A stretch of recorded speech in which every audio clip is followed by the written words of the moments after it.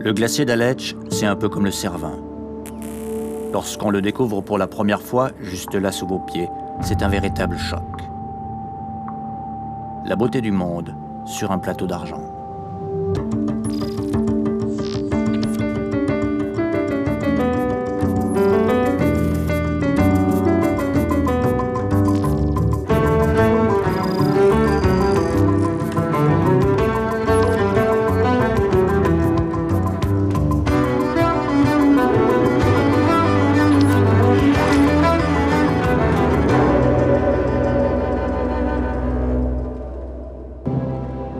Vous savez sans doute que la météo est un des acteurs clés de la randonnée en montagne et si un jour vous tombez sur un orage, vous serez sans doute ravi de découvrir un tunnel comme celui qui se trouve derrière moi.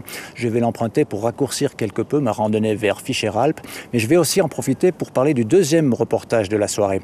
On va en effet profiter de cette année de la randonnée pour vous parler de la marche. Tout le monde marche ou presque, reste à savoir comment on marche. Personnellement, je me contente de mettre un pied devant l'autre, mais pour certains, la marche c'est une véritable philosophie. Reportage dans les Pyrénées avec Sarah Perric.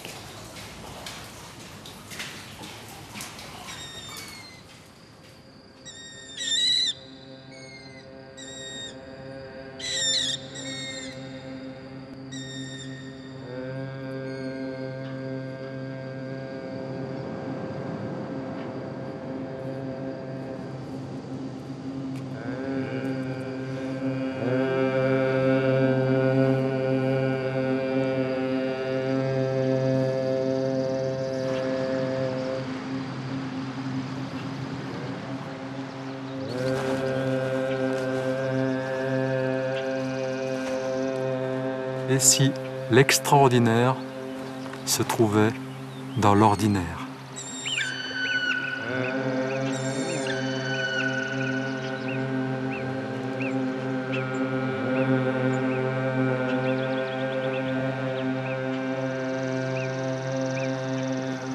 Bienvenue en Laponie-Cathare. Le voyage, la randonnée ne consiste pas à découvrir de nouveaux paysages, mais à acquérir un nouveau regard. Puis j'inspire, ventre, thorax, épaules. Soufflez.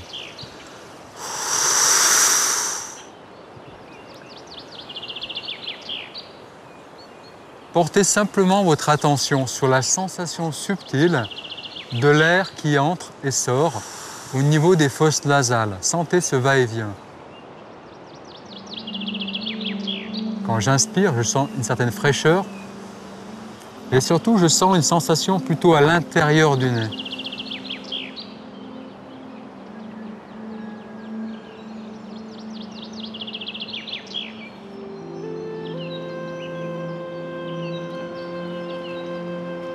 Le bonheur est surtout dans la façon de marcher.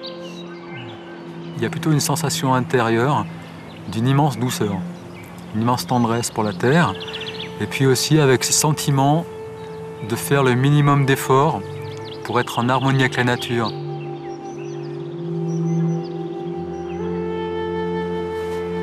Marcher comme une feuille morte tombée de l'arbre que le vent emporte, sans savoir si c'est le vent qui nous porte, si nous portons le vent.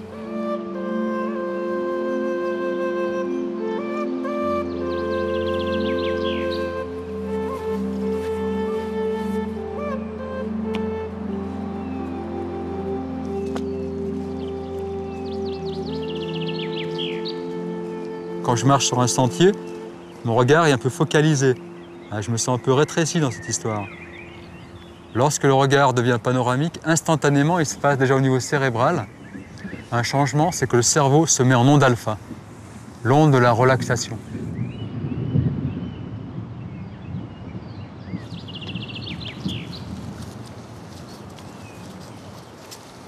Dans les années 80, Edward Stiegler, qui était en Afghanistan, a rencontré au bazar de Kaboul des chameliers afghans qui venaient de parcourir 700 km à pied en 12 jours. Donc il s'est dit 700 divisé par 12, ça fait beaucoup. Et non seulement ils n'étaient pas fatigués, mais en plus ils étaient en pleine forme. Il les a donc suivis, et comme ils respiraient par le nez, que c'était, je crois, le mois d'octobre, qu'ils avaient peu froid, il s'est aperçu que cette respiration était effectivement synchronisée sur les pas avec différents rythmes. Premier rythme de la marche afghane, c'est le rythme en fait qui respecte le plus la respiration naturelle.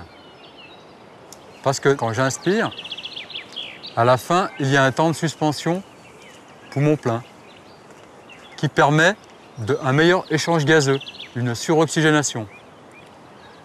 Expiration, à la fin de l'expiration, il y a un temps de suspension poumon vide et qui soulage le cœur. Une des clés de la marche vers le non-effort qui m'est cher, c'est de toujours synchroniser les pas sur le souffle. C'est-à-dire que si je fais 2 pas sur l'inspiration, si ça monte, je vais effectuer 2 pas sur l'expiration.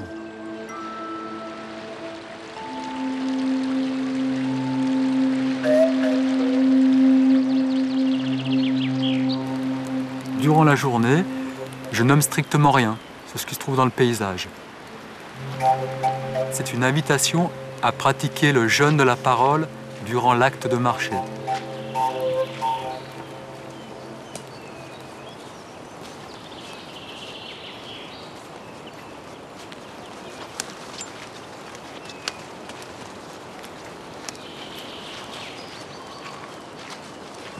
La principale nourriture de l'être, c'est l'air, ce fameux chi, ce ki, ce prana dont parlent toutes les traditions, qui est simplement cette énergie vitale qui anime tout ce qui est vivant. Donc si simplement je vais passer la journée à respirer consciemment, eh bien je vais capter de l'énergie et le soir, rien qu'en faisant cette pratique, je vais être complètement ressourcé, régénéré.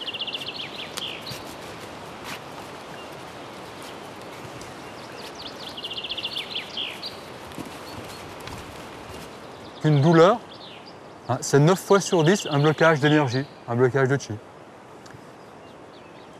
Et simplement, en descendant la conscience ici, ça va changer des choses. Être dans son hara, ça s'appelle être dans son assiette en équitation. Ici, là, bien stable. Sentez déjà que le fait de fléchir les genoux, je suis plus stable. Dans un premier temps, je vais rentrer légèrement les mains vers l'intérieur. Et avec les muscles abdominaux, je les fais ressortir. Mais je conserve également une petite poussée des mains pour empêcher que ça se fasse trop facilement. Allez, on le fait ensemble. Je rentre les mains. Sentez ce qui se passe déjà. Encore une fois, je rentre les mains, j'inspire.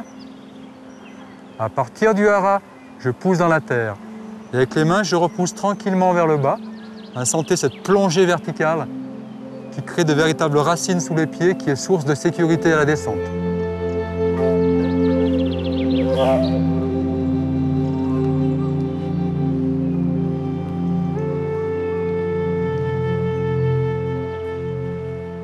Alors, cette traversée du désert, blanc, le sable un peu froid.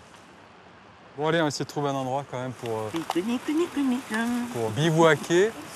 Quelqu'un a un réchaud pour le riz chaud.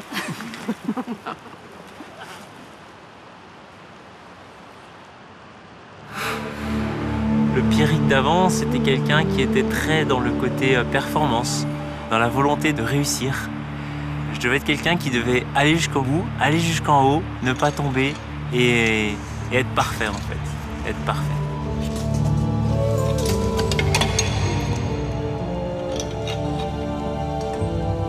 Alors le premier accident, c'était en 2001, en haute montagne avec un compagnon. Donc, on était en train de réaliser une course d'amateur, donc j'étais encore dans mon cursus de formation de guide de montagne. J'étais juste au début et j'avais fait la première partie, il me restait encore 3 années avant de terminer. Et au cours d'une ascension, donc j'ai pris une petite pierre de la taille d'une balle de tennis qui a perforé le casque, qui ensuite a perforé le crâne. Donc suite à ça, j'ai fait ce qu'on appelle une perte de conscience. Et en dehors du trou dans la tête, j'avais une paralysie des jambes. La première réaction, ça a été « il faut que je sorte de là ». Parce que intérieurement, j'avais envie de continuer d'avancer dans le chemin dans lequel j'étais engagé. Donc je me suis dit que ça allait s'arranger. Il fallait que ça s'arrange. peu moins d'une année après, je reprends la route qui à nouveau me fait rencontrer l'expérience de l'accident, puisque sur un mur d'escalade, j'ai fait une erreur sur une installation de corde et j'ai fait une chute d'environ 6 mètres. Et ça a été à nouveau le gros pépin, puisque bilan de l'hôpital, ça a été fracture des 2 poignets du bassin. Donc dans l'incapacité de bouger, puis aussi dans l'incapacité de se nourrir, donc dans la totale dépendance des êtres autour de moi.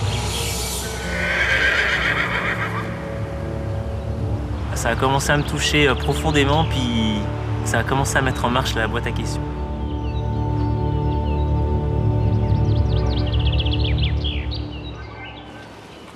Un jour, il y a eu la rencontre avec Daniel Zanin qui m'a permis de mettre des mots et de mettre un sens sur beaucoup de choses que je ressentais en moi et qui me l'a présenté d'une façon très structurée à travers donc un art de marcher.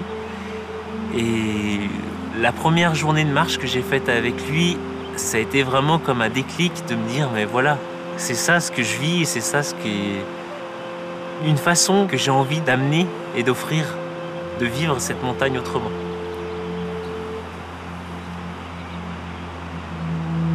Ce qu'il amène, c'est ce qu'il vit au quotidien. Et ça m'a touché parce que bien souvent, avant cette rencontre, moi-même qui portais ces choses-là, je n'osais pas forcément les exprimer ou en tout cas les proposer. Il m'a permis de prendre confiance en moi.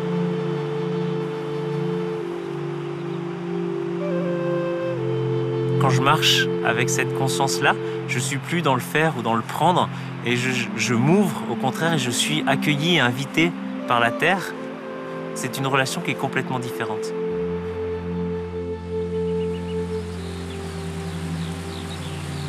J'aime beaucoup une phrase de Ivan Amar qui disait « Le véritable chemin pour un disciple, c'est de devenir disciple de la situation et non plus victime de la situation. » Donc c'est vrai que depuis déjà pas mal d'années, chaque fois que quelque chose se passe, j'essaie de me dire qu'est-ce que je peux en retirer dans la direction de la sagesse et non pas tout de suite de me dire « Oh mince, quel problème, quelle difficulté, qu'est-ce que je vais en faire ?» Parce que comme je disais hier à quelqu'un, si vous voulez aller dans un endroit où il n'y a pas de problème, il faut aller au cimetière. Et je pense que quand on approche effectivement la mort, comme ça m'est arrivé aussi en montagne, on prend conscience de l'importance de vivre chaque instant pleinement. Et je crois que c'est vraiment toutes les personnes que je rencontre qui sont sur un chemin, il y a eu cette prise de conscience dans un moment difficile, et très souvent en approchant la mort avec la maladie par exemple. Et ce qui m'a poussé à développer autre chose, c'était une volonté de comprendre pourquoi c'était arrivé. Et puis après, derrière cette question, c'était de comprendre un petit peu comment est-ce qu'on fonctionnait, nous les hommes, et puis de se connaître un peu plus, déjà en tant qu'homme, en tant qu'humain. Et puis de comprendre, de tenter en tout cas de mettre des jalons sur le chemin de la découverte du sens de la vie. J'aurais pu très bien l'entendre avant, sans en arriver là, si j'avais vraiment prêté écoute à mon corps. La science occidentale regarde toujours à l'extérieur, alors que la sagesse orientale regarde toujours à l'intérieur. Donc on peut faire les deux. Pour l'exercice aujourd'hui, je perçois ce monde et aussi mon monde intérieur pour éviter toute dualité. C'est vraiment pour moi extrêmement différent. Et effectivement, en Occident, cette part du corps a été assez souvent occultée, à tel point qu'on sent le corps uniquement quand on a mal. Alors que dans toutes les traditions orientales, il y a tout un travail sur le corps, le souffle, qui nous amène à vivre cette corporalité. Et bizarrement, plus je vais percevoir ce corps, ce véhicule, moins j'aurai de pensée, plus je serai dans le présent.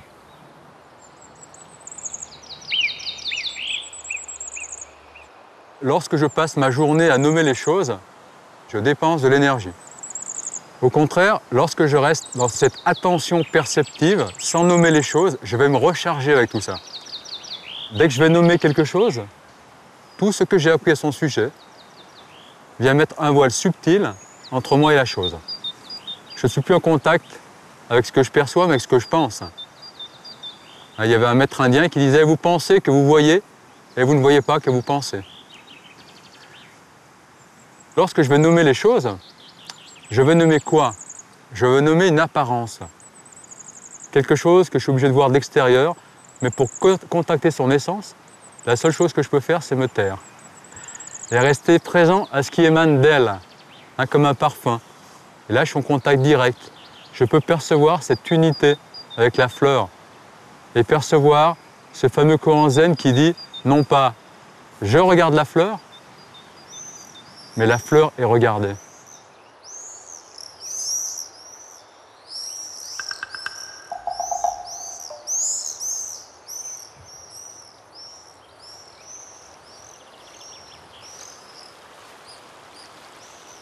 L'art de marcher, c'est la continuité logique de ce que j'ai appris à l'âge de 4 ans avec mon père.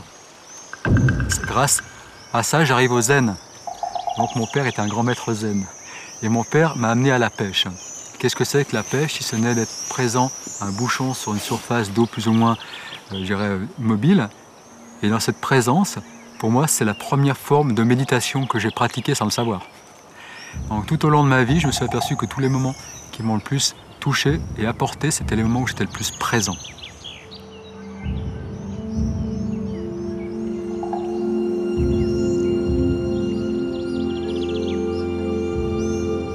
C'est comme si j'avais été guidé à aller dans la direction de la marche consciente par le fait que je m'intéressais avant tout aux gens qui venaient marcher avec moi et à leur apporter le maximum de bien-être, mais aussi de connaissance de soi. Et petit à petit, j'ai envie de dire que j'ai pas eu de choix. C'est comme si la vie m'avait décidé d'aller dans cette direction.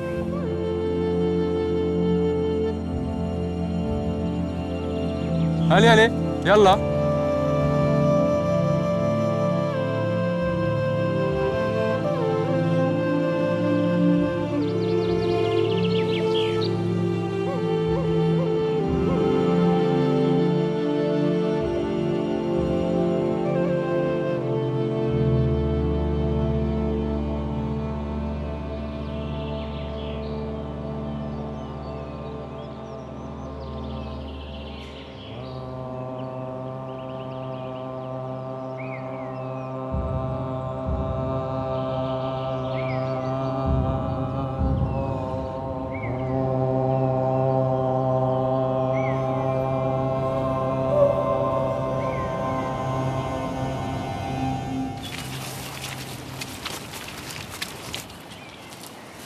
J'ai une trouille pas possible pour descendre avec les genoux là, en compote. Maintenant ça va nettement mieux.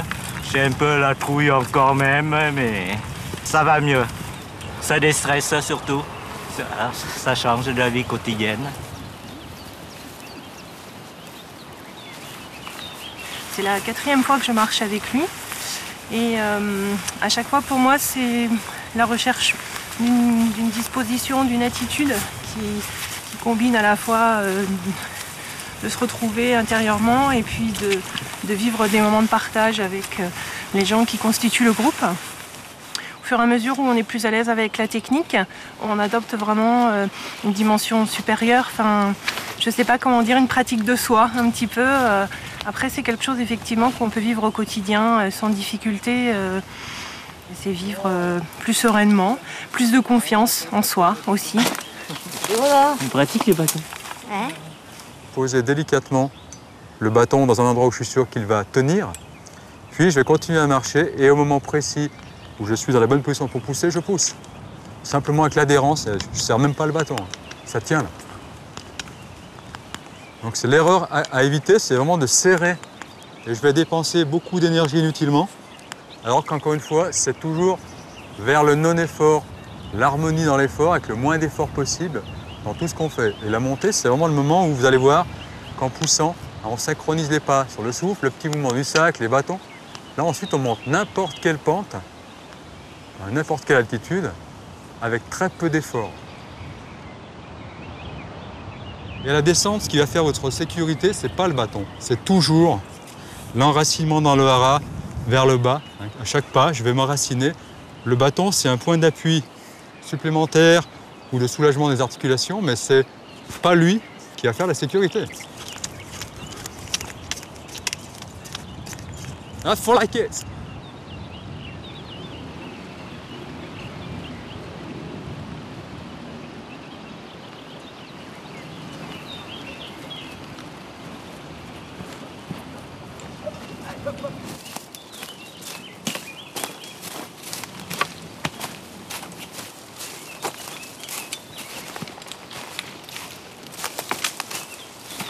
L'art de marcher, surtout basé sur la respiration, ce qui fait que tu n'es pas du tout essoufflé, que tu grimpes très facilement et que tu descends aussi à confiance. Et ça, c'est important, parce que là, tu découvres que tu peux faire plein de choses, que tu peux aller plus loin que ce que tu penses au départ, quoi, hein. Il y a le fait d'être à l'intérieur de soi, mais je crois qu'il y a aussi l'expérience de profiter de la vie davantage, de profiter de chaque instant, d'être beaucoup moins stressé, je dirais, et d'être un peu plus zen, de savoir respirer, de déstresser, quoi.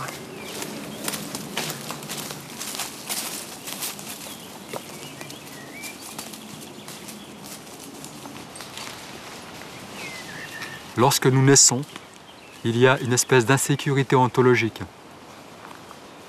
Notre famille, nos amis, nos professeurs nous disent des choses du style « tu n'es pas assez ceci, tu n'es pas assez cela » et on se sent vraiment incomplet. Donc qu'est-ce qu'on fait dans ce cas-là? On met en place cette fameuse quête vers un objectif, bien sûr inatteignable, surveillé par une partie de nous que les psychologues appellent le surmoi, qui critique toujours le chercheur en lui disant « mais non, tu n'es pas encore arrivé, mais tu n'as pas honte ». Donc c'est à l'infini, donc c'est pas du bonheur qu'on cherche, c'est un malheur permanent. Hein, Madeleine, le froid, c'est pas facile. On se serait préparé à l'hiver, on aurait peut-être moins souffert. Tandis que là, on était préparé. Moi, j'avais préparé mes petits t-shirts sans manches et tout ça. Cette quête, un jour, il faut qu'elle cesse. Quand la quête s'arrête, que le quêteur s'arrête, en fait, j'ai envie de dire que tout est là.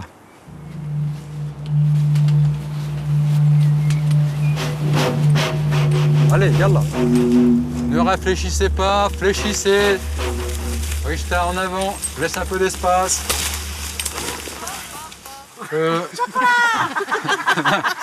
Allez, debout, debout, debout, debout, debout, debout. Hein, quand on chute à l'arrière, c'est quand le poids du corps était sur les talons. Et voici Anne-Marie, qui est en train de faire de l'acupuncture à la terre à chaque pas, qui va nous faire un roulé-boulé. Regardez bien, 30 secondes avant la roulé-boulé. Là, roulé-boulé, yallah. Oh oui, magnifique. Il faut dire que dans une autre vie, elle était torero, donc elle plantait les banderilles. Oh. Et Maryse va nous faire quoi? On ne sait pas. Regardez bien. Ah, magnifique, Maryse. Allez, lâche les chiens, là. Vas-y, descends. Là, je me laisse pas aller du tout, hein. Ah, ça, je le vois, oui. Je le vois bien. Aïe, aïe, aïe. Ouais. Eh bien, mes enfants. Eh oui, mais tu verras, la prochaine fois, ça sera mieux. Oui, voilà, je m'entraînerai sur des pentes plus douces. Hein. Allez, penchez vers l'avant. Non. Le poids sur le pied aval. Le pied aval. Ah, il faut réfléchir un peu ce pied aval ou pied amont. Viens-moi ces bâtons là. Yallah, enlève-moi ces bâtons. Yallah. Yallah, oui, mais non. Et voilà. Et voilà. Et oui. Magnifique. Ouais, bravo. Merci. Bravo. Hein. Magnifique. Médaille, hein. la médaille, elle est où? La médaille en chocolat. Allez, on est reparti. Au moment de repartir, tu sentiras les larmes venir. Tu sentiras vers l'avenir, le vent d'ici est si fort. Le vent d'ici est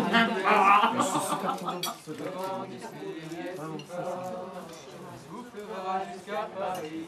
Sur son cœur tu serreras. Jusqu'à ce qu'on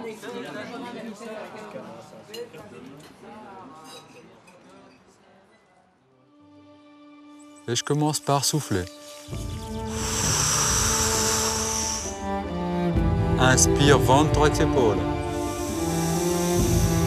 Poumon plein, les deux bras horizontaux, poings fermés. Je laisse tomber les bras vers l'avant, mouliner vers l'avant, présence au mouvement et aux sensations. Et quand je ressens le besoin d'arrêter, je pense à basculer un peu le bassin vers l'avant, serrer les fesses. Je projette les mains. Expulsion de l'air, poignet fléchi, bras tendus. Je parcours toutes les sensations qui sont là.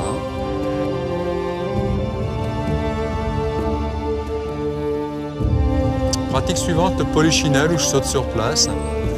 Et je commence par souffler.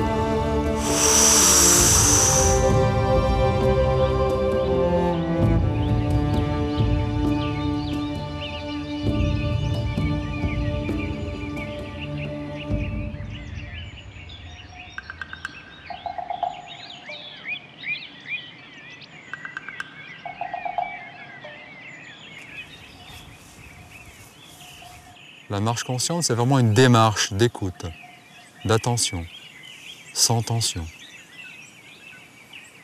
Jusqu'à ce qu'enfin, j'ai envie de retrouver le monde des formes et des couleurs, avec un regard neuf, comme si c'était la première fois.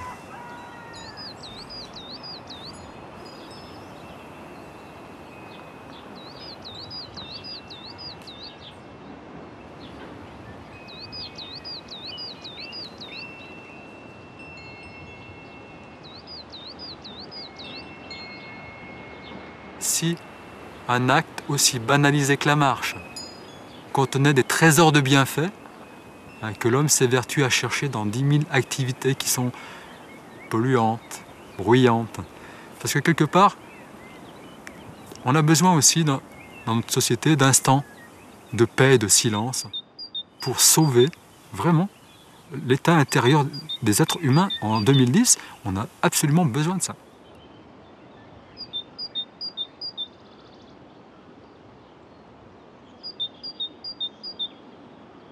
Je voulais abandonner la marche et puis quand j'ai découvert cette méthode-là très dans le rythme de la respiration, eh bien ça m'a donné une seconde jeunesse. Peut-être maintenant, quand je marche, j'ai l'impression de prendre un autre chemin aussi, d'aller vers autre chose, d'être plus... J'ai le temps d'être plus présente à la nature puisque au niveau technique, je souffre moins. J'arrive même à ne pas souffrir d'ailleurs.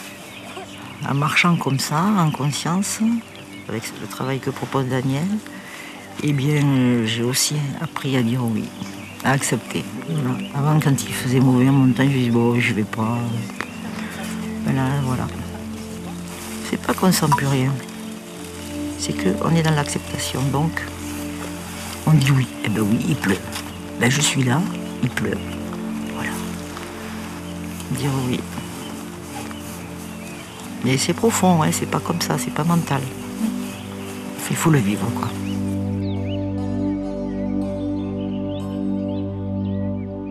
Castaneda, son maître lui dit toujours, quel que soit le chemin que tu empruntes, demande-toi si ton chemin est du cœur. J'ai compris, il n'y a pas si longtemps que ça quand même, que le chemin faisait 40 cm. 40 cm, oui, c'est la distance de la tête au cœur.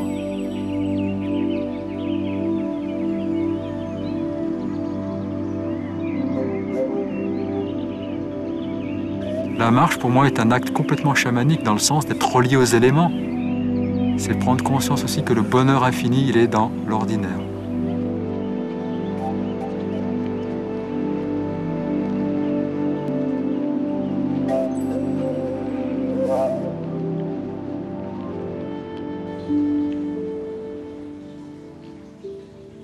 Bon, rassurez-vous, on peut aussi marcher sans trop réfléchir à son karma. Les pieds sur terre, la tête dans les étoiles, à chacun sa philosophie. Sortie de tunnel, sortie à l'air libre, il ne vous reste plus qu'à vous laisser glisser jusqu'à Fischer-Alpes, parcours de rêve que vous retrouvez sur votre application smartphone. À ce propos, méfiez-vous tout de même de l'autonomie des batteries des téléphones portables. Rien ne vaut un vrai GPS, des détails sur notre site internet. Voilà, on a eu de la chance avec la météo, on s'approche gentiment de notre objectif, Fischer-Alpes. On s'approche également gentiment de la fin de cette émission. Nouvelle formule mise au point par Romain Guéla. On se retrouve dans un mois, ce sera le 20 octobre prochain. On fera un petit tour dans le Jura, près du Doubs. Toute l'équipe de Passe-moi les jumelles vous souhaite une excellente fin de soirée et à bientôt.